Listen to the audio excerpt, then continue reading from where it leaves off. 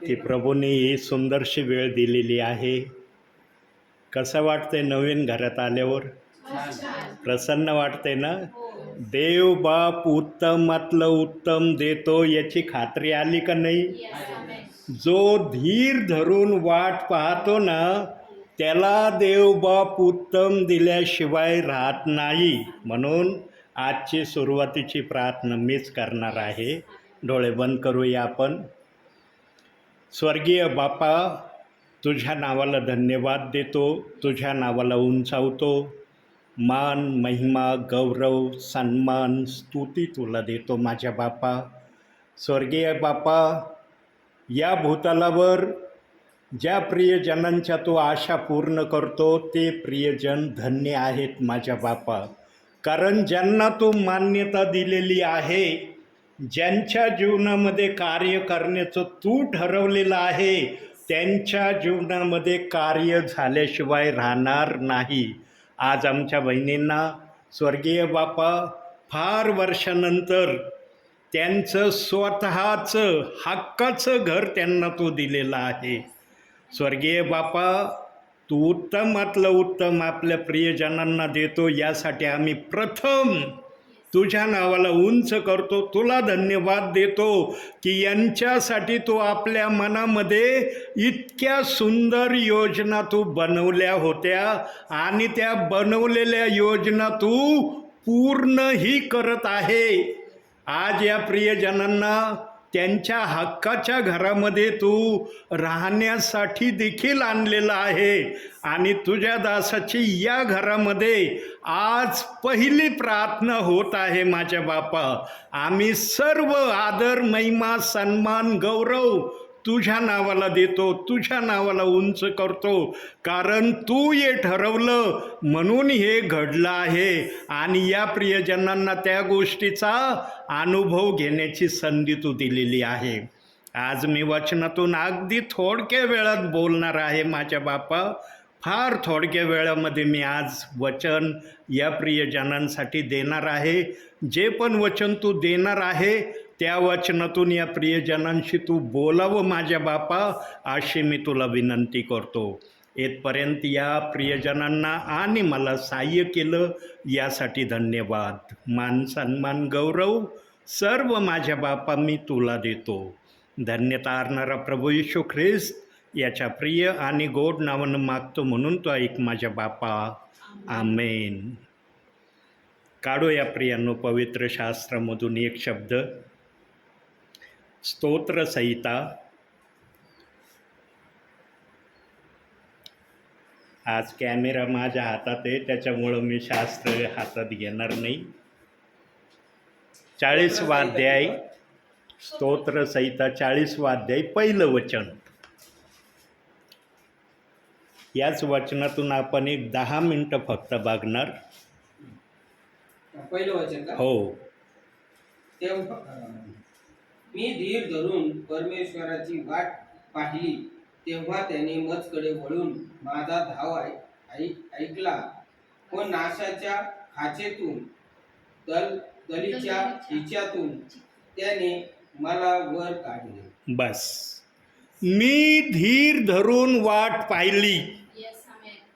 प्रियांनो, धीर धरून वाट पाहण्याच्या प्रक्रिया अनेक असतात. धीर धरून वाट पाहण्याची प्रक्रिया फक्त आम्हाला घर मिळावं एवढी नसती. जीवनामध्ये जर देव बाप्पाने आम्हाला आणलेलं आहे, ठेवलेलं आहे, तर आम्हाला जीवनामध्ये अनेक गोष्टींची धीर वाट बघावी लागते आणि देवबाप आम्हाला ती वाट पाहण्याची संधी देतो. कोणाला ही संधी आहे? कोणाच्या जीवनात धीर धरून तो त्यांची आशा पूर्ण करतो, त्यांचा धावा ऐकतो. त्याचा पुरावा पण आपण बायबलमधून बघू. जर पुरावा दाखवला नाही तर मग हे आलेलं वचन याला आधारस्तंभ लागतात. याला जर आधारस्तंभ नसले तर मग हे वचन तर कुणी काढून वाचेल? वचन वाचायला कोणाला अवघड आहे का? पण याचे आधारस्तंभ काय आहेत ते आपण बघूया. प्रगटीकरण 3रा अध्याय,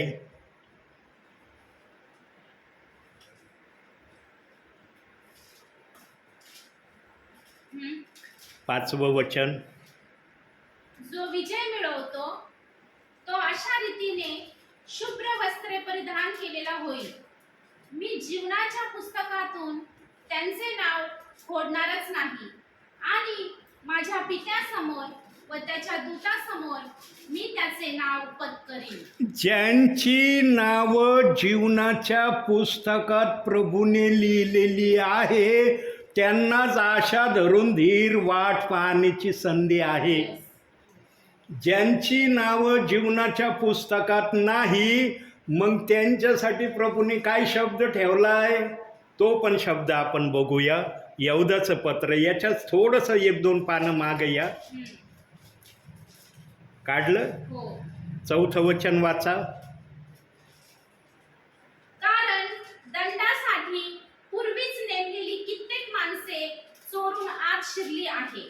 ती अभक्तीने वागणारी माणसे आपल्या देवाच्या कृपेचा विपर्यास करून तिला कामतूरपणाचे स्वरूप आणतात आणि आपला एकच स्वामी प्रभू येशू ख्रिस्त यांना ते नाकारतात. जे कोणी प्रभू येशू ख्रिस्ताला आपल्या जीवनात नाकारतो त्याला आपल्या जीवनात ठेवीत नाही, त्याच्या इच्छेप्रमाणे चालण्याची आशा तो व्यक्त करत नाही, त्या व्यक्तीसाठी देवाने जीवनामध्ये कोणतीच आशा ठेवलेली नाही.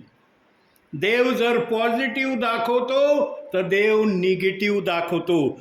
ज्यांच्या जीवनात येशू ख्रिस्त आहे त्यांना आशा आहे, परंतु ती आशा देवाची पूर्ण होईपर्यंत विश्वासणाऱ्याने धीराने वाट बघणं गरजेचं आहे. कधी कधी काय होतं जीवनामध्ये प्रियांनो, आमच्या आशा जर पूर्ण नाही झाल्या तर आम्ही देवाला दोष द्यायला लागतो. एकांतिक होईना देवाला एखादा शब्द तरी बरा वाईट आम्ही बोलण्यापासून माघार घेत नाही, परंतु देव बाप कधीच आमच्या शब्दाकडे लक्ष देत नाही. का बरं देव लक्ष देत नसन आमच्या शब्दाकडं? आम्ही एखादा जर वाईट शब्द देव बाप्पाला बोललो, आमच्या मुखातून निघला, देव बाप त्या शब्दाला आमच्या जीवनामध्ये सिरियसली का उतरू देत नाही? किंवा त्या शब्दाप्रमाणे आम्हाला देवबाप शासन का करत नाही? अगदी सोपं कारण आहे प्रियांनो. आहेत ना 2 मुलं तुम्हाला? आहेत ना? हो. या मुलांनी जर एखादं गुन्हा केला, एखादी चूक केली, तुम्ही तुमच्या मुलांना कायम आपल्या जीवनातून काढून टाकता? नाही. तुम्ही म्हणता तुम्ही माझी संतान नाही, आजपासून तुझं आमचं काही नातं नाही म्हणता तुम्ही मुलांना? नाही. जर जगी बापांना आपल्या मुलांना असा म्हणण्याचा शब्द त्यांच्या मुखात येत नाही, तर जो राजांचा राजा प्रभूंचा प्रभू आहे, दयाळू कनवाळू देव आहे, तो जर आमच्या मुखातून एखादा बरा वाईट शब्द निघाला तर त्या शब्दाला सिरियसली घेईल का? नाही. जगी बाप जर आपल्या मुलाविषयी सिरियसली होत नाही तर तारणारा देव कदापि सिरियस होणार नाही. तो झटकून टाकतो आमचे शब्द. आणि काय आमच्यासाठी करतो माहिती का? भविष्यात आम्ही देव बाप्पाला बरं वाईट बोलू नये म्हणून अशा पेच प्रसंगापासून आम्हाला सावध राहण्यासाठी इशारा बोध देतो आणि तसं वातावरण आमच्यासाठी तयार करतो. यापूर्वी ज्या ठिकाणी तुम्ही राहत होते त्या ठिकाणी सर्वात मोठा प्रॉब्लेम काय होता? पाण्याचा प्रॉब्लेम होता ना. मी जेव्हा पण प्रेयरला यायचो, तुमचं पाणी नेमकं मी प्रेयरला आलो सुरू होण्या अगोदर किंवा प्रेयर सुरू झाली की पाणी यायचं. हो. बरोबर? हो. अगदी खरं बोलतोय ना का खोटं आहे? नाही. प्रियांनो, देव बाप्पांनी ती परिस्थिती पाहिली. Yes. देव बाप हर परिस्थिती आपल्या विश्वासणाऱ्याची नोट करून ठेवतो. आता या ठिकाणी तुम्हाला सगळ्या सुखसुविधा देव बाप्पाने उपलब्ध करून दिल्यात. हा आता फक्त पिण्याच्या पाण्याचा थोडा काही दिवसानंतर तो प्रॉब्लेम सॉल्व्ह होऊन जाईल, पण तिथल्या वातावरणात आणि इथल्या वातावरणामध्ये तुम्ही अनुभव घेतात ना की तिथं कसं होतं आणि इथं कसं आहे. म्हणून देव आपल्या लेकराला उत्तमातलं उत्तम दिल्याशिवाय राहत नाही असं कुठं सांगितलंय? काढूया आपण तो पण शब्द. स्तोत्रसंहिता 34वा अध्याय 10वं वचन, स्तोत्र 34:10. तरू सिंहास वान पडम पण तो त्याची उपासमार होती, पण परमेश्वर शरण जाणाऱ्या कोणत्याही चांगल्या वस्तूची वान पडत नाही. परमेश्वराला शरण जाणाऱ्या किंवा परमेश्वराच्या भयात राहणाऱ्या विश्वासणाऱ्याला कोणत्याही चांगल्या वस्तूची वाण पाडणार नाही. आणि देव बाप्पाने जर हा अभिवचनाचा शब्द आपल्या विश्वासणाऱ्यांसाठी दिलेला आहे, तर देव बाप आपला शब्द पूर्ण करायला सर्वस्वी समर्थ आहे. म्हणून आता तुम्हाला देव बाप्पांनी जर या घरामध्ये आणलं, या घरामध्ये 1 तारखेपासून तुम्ही राहण्याचा अनुभव पण घेतलाय. आत्तापर्यंत 12 तारखेपर्यंतच्या या वेळेच्या अगोदरपर्यंत तुम्हाला या जागेमध्ये काय अनुभव आला किंवा तुम्ही काय अनुभव या जागेतून घेतला, याचा अनुभव तुमच्याजवळ आहेत ना. हो. मी तर पहिल्यांदा आलो या ठिकाणी संदेश सांगतोय, प्रेयर झाले की मी निघून जाणार आहे. पण आता तुमचं कर्तव्य काय आहे? देव बाप्पांनी जर तुम्हाला उत्तमातल्या उत्तम गोष्टी दिल्यात, तर मग तुमच्या प्रती देव पण काय अपेक्षा करत असेल ना. येस. का देव बाप म्हणतो नाही तुमच्याकडून मला काय अपेक्षा नाही, मी कोणतीच अपेक्षा तुमच्याकडं करत नाही. तुमचं काय आद्य कर्तव्य माहिती आहे? वाचनातून बघूया. स्तोत्रसंहिता 103 1-2 वचन वाचा. हे माझ्या जीवा परमेश्वराचा धन्यवाद कर. हे माझ्या सर्व अंतर्यामा त्याच्या पवित्र नामाचा धन्यवाद कर. हे माझ्या जीवा परमेश्वराचा धन्यवाद कर. त्याचे सर्व उपकार विसरू नको. त्याचे उपकार आता तुम्ही विसरायचे नाही. देवाची जेव्हा पण तुम्ही प्रार्थना करायला बसताल, आपली वैयक्तिक किंवा सामूहिक, त्यावेळेला देवाचे आभार माना. देव बाप्पा तू आम्हाला योग्य ठिकाणी आणलं, योग्य ते घर आम्हाला दिलं, या ठिकाणी आम्ही खरोखर थोडा का होईना सुखाचा आनंदाचा अनुभव घेतो. हे तुझ्याकडून आम्हाला मिळालं, तू आमच्यासाठी ठरवलं म्हणून आम्हाला मिळालं. आता दुसऱ्या भाषेत बोलतो. आता हे जे ठिकाण तुम्हाला मिळालं आहे किंवा या ठिकाणात तुम्ही राहता, सर्वांनाच असे ठिकाणं भेटलेत का? आता सध्या कोण आहे या ठिकाणी? आम्हीच. मी आहे ना बोलणार, आहे ना मी बोलणार. पाहतात ना मला की अरे इथं सेवक बोलू राहिले. हो. आता ज्या घरात तुम्ही राहत आहात ते घर सेवकाला दिलंय का प्रभूंनी? जरी मी संदेश सांगतोय प्रभूच्या आत्म्याच्या प्रेरणेने, पण देव बाप्पांनी माझ्यासाठी अशी योजना बनवली का? नाही. नाही. ज्याच्यासाठी जे बनवलं आहे देव बाप्पाने, जे देण्याचं देव बाप्पाने ठरवलं आहे, ते त्यांना मिळाल्याशिवाय राहणार नाही. पण ज्यांना मिळालं नाही त्यांच्यासाठी एक शब्द देव बाप्पाने ठेवलाय वचनामध्ये. त्यांना पण देव बाप्पाने निराश केलेलं नाही. त्यांच्यासाठी काय शब्द ठेवलाय वचनातून बघू. 1 कोरिन्थीकराचं पत्र 7वा अध्याय 20वं वचन बघा.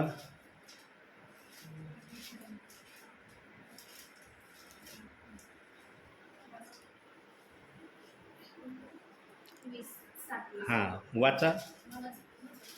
ज्याला जशा स्थितीत पाचारण झाले असेल त्याने त्या स्थितीत राहावे.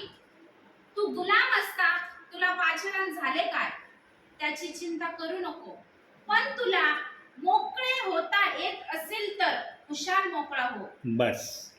ज्याला ज्या स्थितीमध्ये पाचारण किंवा ज्या स्थितीमध्ये प्रभूने ठेवायचं ठरवलंय तो त्या स्थितीत राहील. माझ्या मनात किती काही मोठ्या आशा असल्या ना, अरे ब्रदरांना हे घर भेटलं ना, ब्रदरांपेक्षा डबल प्रतीचं घर मला मिळावं. माझ्या मनात जर मी आशा केली आणि देव बाप्पाने ती आशा माझ्या नावावर लिहिलेली नसली, काय उपयोग आहे का माझं त्या आशा धरण्याला? म्हणून देव आपल्या इच्छेने आपल्या विश्वासणाऱ्यांना देतो. ज्यांना जे द्यायचं ठरवलंय तेच त्यांना मिळेल. पण ज्यांना नाही मिळालं त्यांच्यासाठी शब्द वाचला आम्ही की तुम्हाला ज्या स्थितीत ठेवलंय त्या स्थितीत आनंद करा. तुम्ही कुरकुर करणारे नसो. तुम्ही म्हणून देव बाप्पा त्यांना देतो आम्हाला देत नाही. देव बाप्पाने सर्वांची जडणघडण आम्हाला जगामध्ये पाठवणे अगोदरच ठरवलेली आहे की कोणाला काय द्यायचंय, कोणाला कसं ठेवायचंय, कोणाकडून कशी सेवा करून घ्यायची, सगळं म्हणजे देव बाप्पाच्या डिसिप्लिनिंगचा जो तक्ता आहे वर तयार झालेला आहे तो खाली पूर्ण केला जात आहे. म्हणून जो ज्या स्थितीत आहे त्याने त्या स्थितीत राहावं. 24वं वचन बघा त्याचा अध्यायाचं. बंधुजनो हो, ज्या स्थितीत कोणाला पाचारण झाले असेल त्या स्थितीतच तो देवाजवळ राहो. त्याने देवाजवळच राहिलं पाहिजे. त्याने मनामध्ये ईर्ष्या नाही आणली पाहिजे. अरे मी सेवक आहे, मी सेवक असून देवाने मला असं नाही दिलं, पण हे विश्वासणारे असून यांना दिलं, आशय ईर्ष्या त्याच्या मनात न येऊ. तो सदैव देव बाप्पाजवळ लीन दीन नम्र राहो. आता हे जे तुम्हाला वास्तव्यासाठी प्रभूने सुंदरसं ठिकाण दिलेलं आहे, हे ठिकाण तुमच्या ताब्यामध्ये किती दिवस आहे? किती दिवस तुमच्या ताब्यात आहे हे ठिकाण? सांगता येईल? हे ठिकाण तुमच्या ताब्यामध्ये कोठवर आहे माहिती का? जोपर्यंत प्रभू येत नाही तोपर्यंत हे ठिकाण तुमचं आहे. प्रभू आल्यावर म्हणतात का नाही आम्हाला फार सुंदर घर मिळालंय, प्रभू तू आला नको, तुझ्या बरोबर नाही येत, आम्ही इथंच राहतो, आम्हाला इथं राहायला फार मजा वाटते म्हणताल का? प्रभू आल्यावर सर्वात पाहिलं पळत तुम्ही बाहेर निघता, प्रभू आम्हाला घे, कारण आम्ही याचीच वाट बघण्यासाठी तुझ्या नावावर विश्वास ठेवला आणि तू येईपर्यंत आम्ही तुझ्या नावामध्ये स्थिर उभे राहण्याचा प्रयत्न केला. प्रियांनो, या ठिकाणी जे काय आम्हाला मिळालेलं आहे ना ते फक्त प्रभू येण्यापर्यंत टेम्पररी मिळालेलं आहे.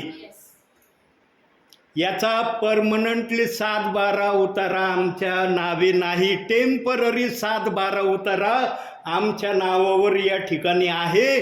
कोठवर आहे? जोपर्यंत आमचा प्रभू येत नाही तोपर्यंत. आमचा खरा 7-12 उतारा वर स्वर्गात आहे. आणि ज्यांचा 7-12 वरती देव बाप्पाने बनवलाय त्या प्रियजनांना या ठिकाणी थोडासा आनंद लुटण्याचा देव बाप कधी विसर पडू देणार नाही. म्हणून देवाने तुम्हाला हे उत्तमातलं उत्तम राहण्याचं ठिकाण दिलंय.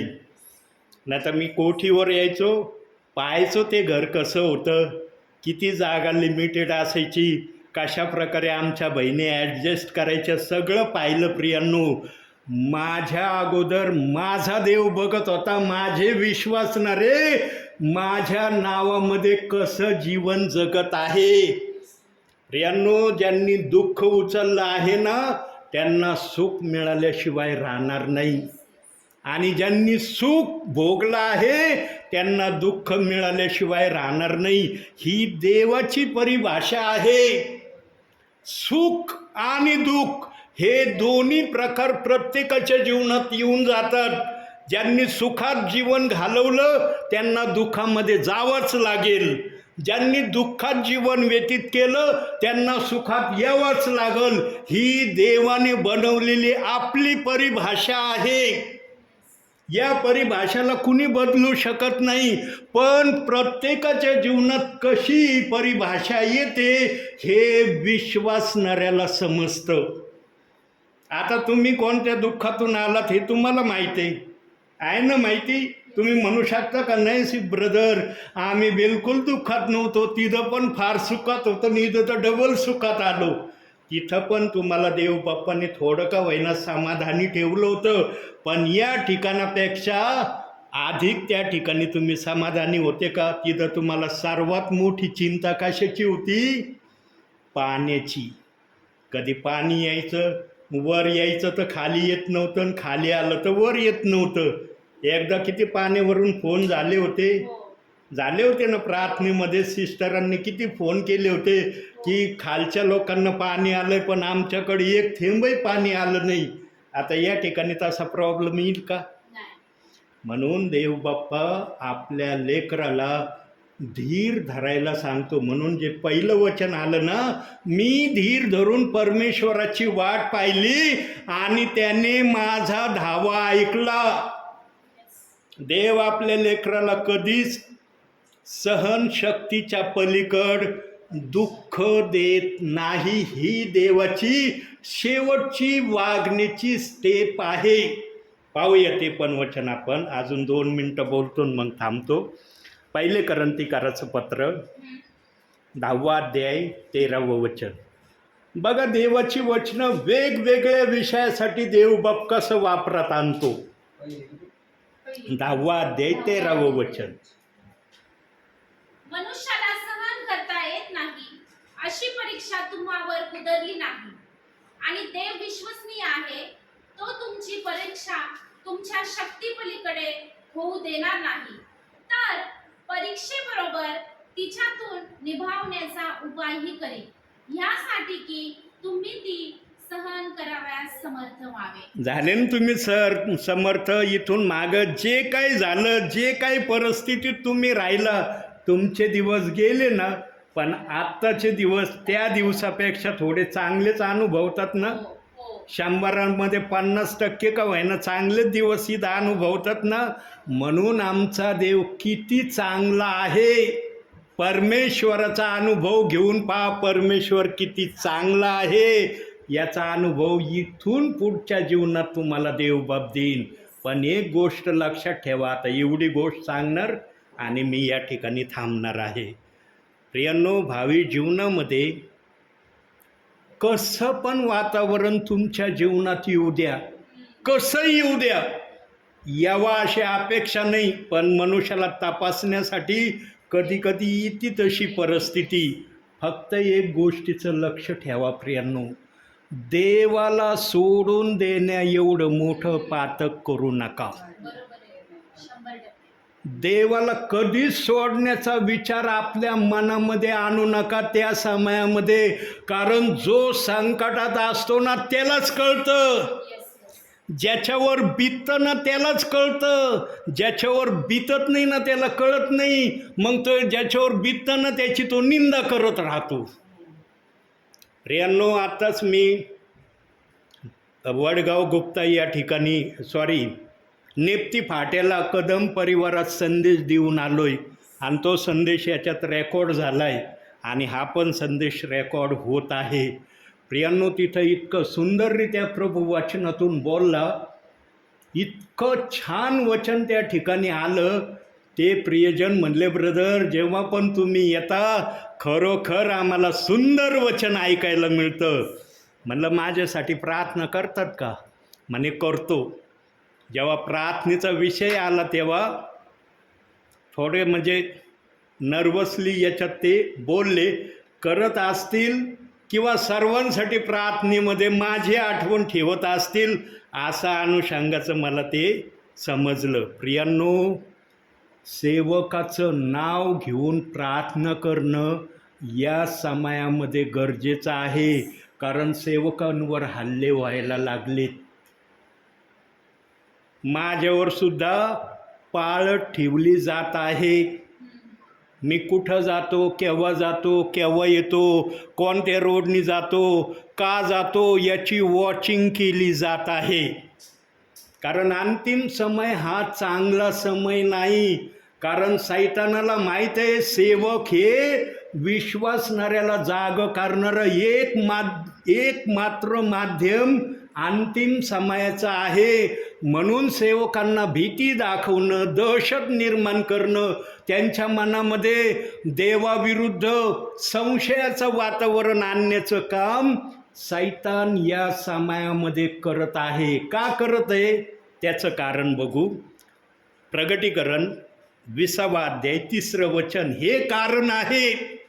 सेवकांवर अशा प्रकारची गोष्ट होण्याचं माध्यम हे आहे.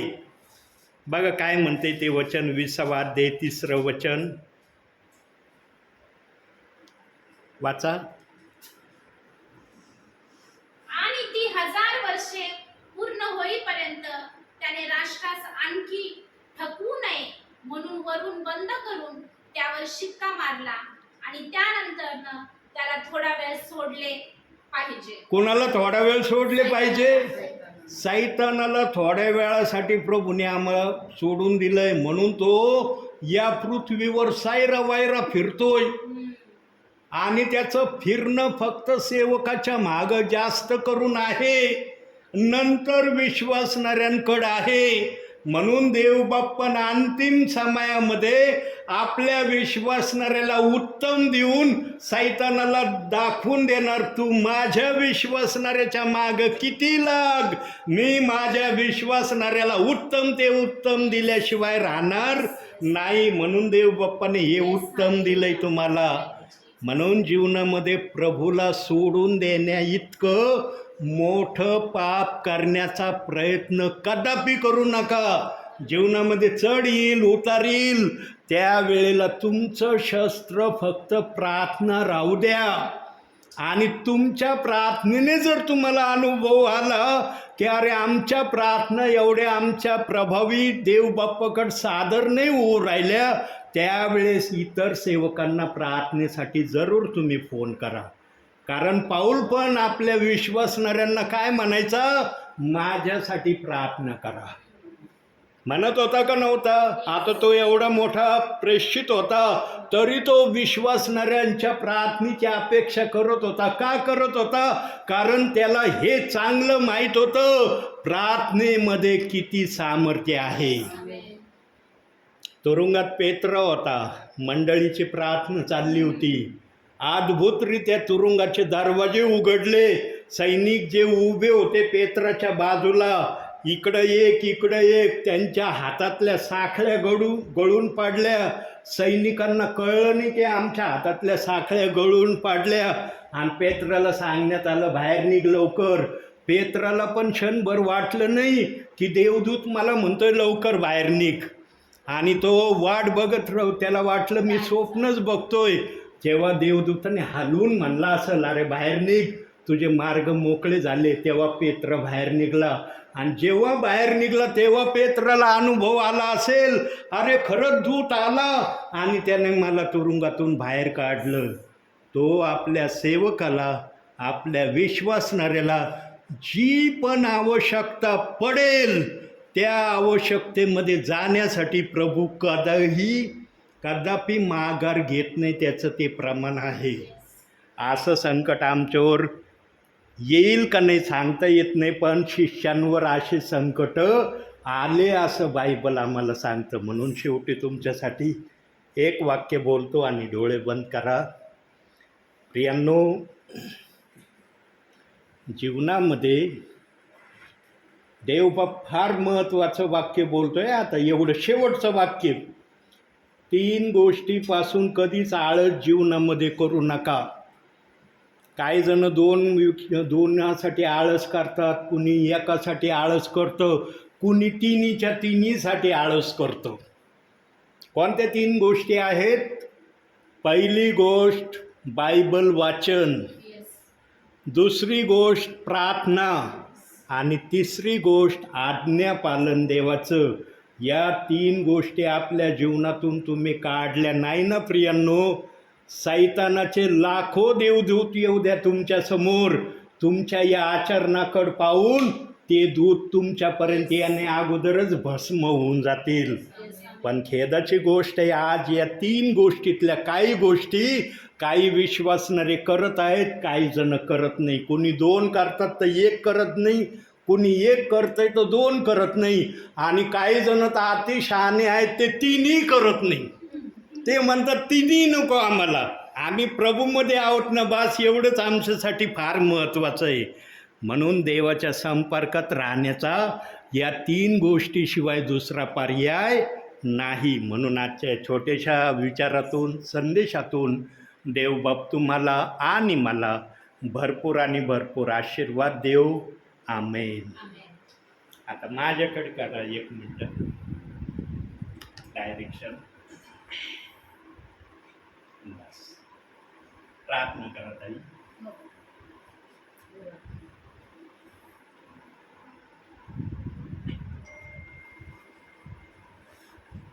दाखवा. चालू. आता ताईंची प्रार्थना रेकॉर्ड. पवित्र पवित्र सेनाधीश परमेश्वर बाप्पा, आकाश आणि पृथ्वीच्या निर्माण करत्या आमच्या जिवंत प्रभू परमेश्वर पित्या, तुझ्या नावाला धन्यवाद देतो, तुझी स्तुती करतो, तुला गौरव देतो आणि तुझी प्रशंसा करतो. प्रथम ओठांचं फळ आणि आभारपी यज्ञ तुला सादर करतो माझ्या देवा. होय प्रभू, या जगातील एकही गोष्ट नाही प्रभू परमेश्वर बाप्पा की आम्हाला ती आनंदित करू शकते बाप्पा. कारण प्रभूच्या या जगातील गोष्टी, या जगातील सर्व काही गोष्टी ह्या व्यर्थ आहेत बाप्पा, पण तुझ्या उपस्थितीतला आनंद हा सर्वात मोठा आहे परमेश्वरा. कारण दावीद राजा म्हणतो तुझ्या उपस्थितीतला आनंद हा सर्वात मोठा आहे बाप्पा. तुझ्या उपस्थितीतला जगणं हे जीवन हे खूप आनंदित आहे बाप्पा.